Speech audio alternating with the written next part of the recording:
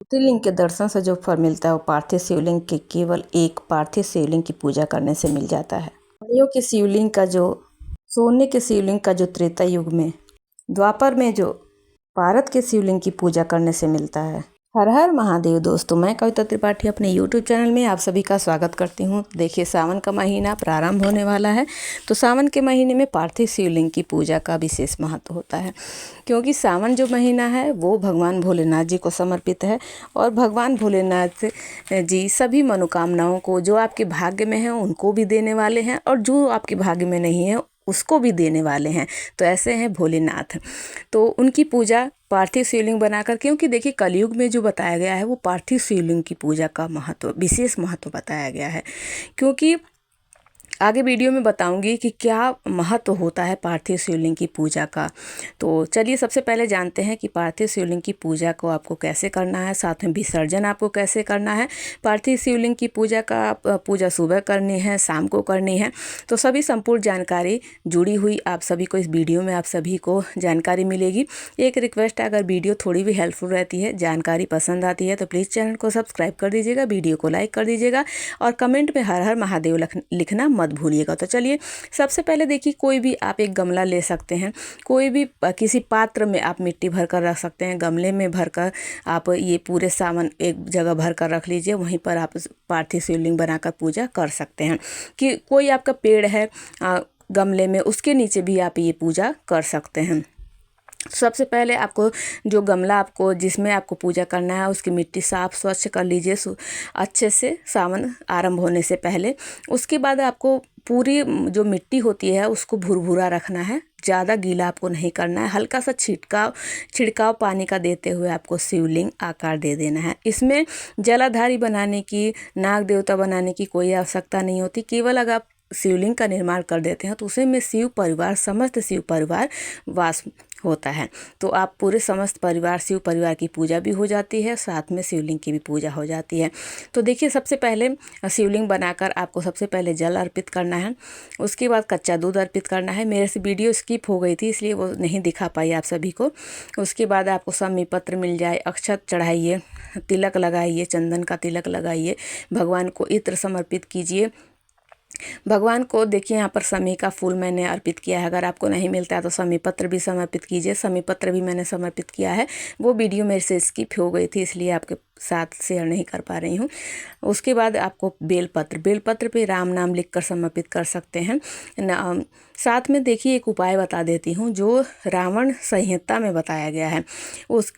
तो क्या करना है, इससे बहुत जल्द आपकी मनोकामना पूरी होती है। बेलपत्र पर आपको तिलक करना है, उस पर एक अक्षत और एक नाग केसर का फूल आपको रखना है, और महादेव पर जो चिकनी साइड होती है उल्टा करके आपको समर्पित कर देना है।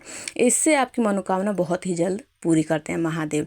उसके बाद आपको यहाँ पर देखिए मैंने चीनी समर्पित की है। चीनी ऐसा कहा जाता है कि जैसे जैसे घुलती है तो आपके घर से रोग दरिद्रता का शमन होता है।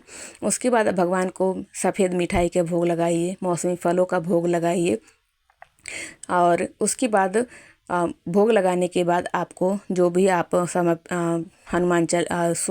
शिव चालीसा पढ़ना चाहते हैं, शिव जी का कोई भी आप शिव पुराण का पाठ करना चाहते हैं, सावन में शिव पुराण का पाठ करना बहुत ही पुण्यकारी माना जाता है, तो आप वो भी कर सकते हैं। अगर आपके पास थोड़ा भी टाइम नहीं है तो शिव जी के मंत्रों का शाम सदाशिव का मंत्र आपको जाप करना है। अगर आपने गुरु दीक्षा ली है तो आप ओम नमः शिवाय का भी जाप कर सकते हैं।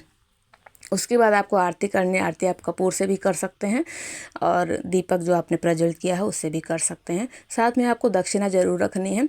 तो उसके बाद आरती को ठंडा कर लेंगे। आरती को ठंडा करने के बाद भगवान को आरती देंगे। आप पूरे परिवार को भी आरती दे सकते हैं, घुमा सकते हैं। ये पूजा आप अपने बच्चों से, अपने पति से भी करवा सकते हैं। कोई भी अपने घर में आप एक गमला रख लीजिए, सुबह सब कुछ तैयार करके दे देंगे तो आपके पति भी, हस्बैंड भी कर सकते हैं, बच्चे भी कर सकते हैं। उसके बाद देखिए यहाँ पर मैंने फूल और अक्षत लिया है। मनोकामना अगर आपकी कोई है, मनोकामना से अगर आप ये पूजा कर रहे हैं, निस्वार्थ भाव से कर रहे हैं तो कोई दिक्कत नहीं है। मनोकामना से कर रहे हैं तो आपको ये हाथ में लेकर अपनी मनोकामना भगवान से, भोलेनाथ जी से प्रार्थना करते हुए शिव जी को समर्पित कर देना है शिवलिंग पर। उसके बाद चलिए अब जान लेते हैं कि विसर्जन कैसे करना है। और देखिए, जब भी शिवलिंग बनाए तो इस बात का ध्यान रखें कि तुरंत ही आपको पूजा करना है, शिवलिंग बनाकर छोड़ना नहीं चाहिए। उसके बाद ये दीपक जो है, दीपक को हटा लेंगे और दीपक ठंडा होते ही आपको विसर्जन करना है, ज़्यादा आपको देर नहीं करनी है। दीपक ठंडा होते ही आपको सबसे पहले अक्षत हाथ में लेना है, भगवान से कहना है कि हे प्रभु, मैंने पूजा संपन्न की, मेरी इच्छा को पूरा कीजिएगा, मनोकामना बोलते हुए जो भी आपकी है उसको। और भगवान आप अपने धाम को विराजमान होइए, फिर जब मैं बुलाऊंगी, मैं आवाहन करूंगी तो आप दोबारा से आगमन करिएगा। तो ऐसा करते हुए अक्षत को समर्पित कर देना है, दीपक को हटा देना है। जो भोग प्रसाद है वो आप परिवार में बांट सकते हैं, खा सकते हैं। दान देना चाहते हैं तो दान भी दे सकते हैं। जो आपने दक्षिणा चढ़ाई है वो तो आपको दान दे देना चाहिए। बाकी जो आपको ये बेलपत्र है, बाकी तो फूल उल सब निर्माल्य हो जाता है, लेकिन जो बेलपत्र है उसको अगर आपको आसानी से बेलपत्र नहीं मिल पाता है तो बेलपत्र बासी नहीं माना जाता है। तो ये बेलपत्र आप धोकर पुनः से अगले दिन भी समर्पित कर सकते हैं भगवान भोलेनाथ को। और देखिए, बेलपत्र चढ़ाते समय इस बात का ध्यान रखें कि जो ऊपर का जो डंडी होती है उसको तोड़ दिया जाता है, क्योंकि उसमें रोग का वास होता है। तो इसलिए इस बात का भी आपको ध्यान रखना चाहिए। अब चलिए बताते हैं कि क्या महत्व होता है। देखिए, जो सोने का शिवलिंग बनाकर पूजा करने से जो त्रेता युग में फल मिलता है वो केवल एक पार्थिव शिवलिंग बनाकर कलयुग में पूजा करने से मिल जाता है।